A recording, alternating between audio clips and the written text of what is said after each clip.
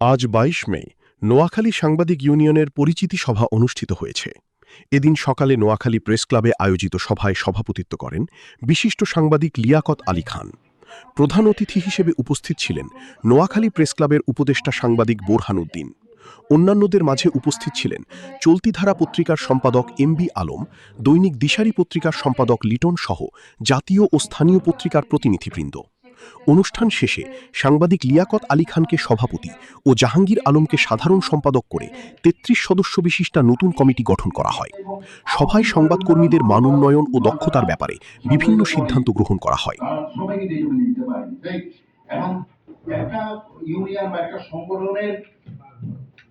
বর্তমান অবস্থা থাকার পর ওই সংগঠনের মিটিং এ সিদ্ধান্ত হবে নতুন কে আসবে, নেতৃত্বে কি হবে না হবে, কে বাদ যাবে, কে যোগ যাবে। কিন্তু হঠাৎ করে সংগঠনটা করা হয়েছে, সেখানে তারা আটজন না ৯ জনের নাম উল্লেখ করছে। আমাদের অনেক লোকের নাম ব্যবহার করছে, কিন্তু যারা এর সাথে সম্পর্কিত নয়, যারা আমাদের সাথে আছে, আমাদের এখানে উপস্থিত আছে এবং তারা বলছেন যে আমাদের আমরা জানি না, এবং অনেকেই সেখান থেকে পদত্যাগ করছে, অনেকেই সেখান থেকে চলে আসছে।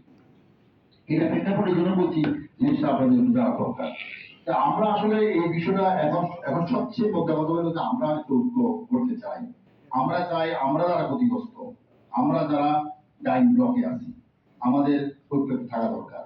ঐক্য থাকলে সবাই লাভবান, আর ঐক্য না থাকলে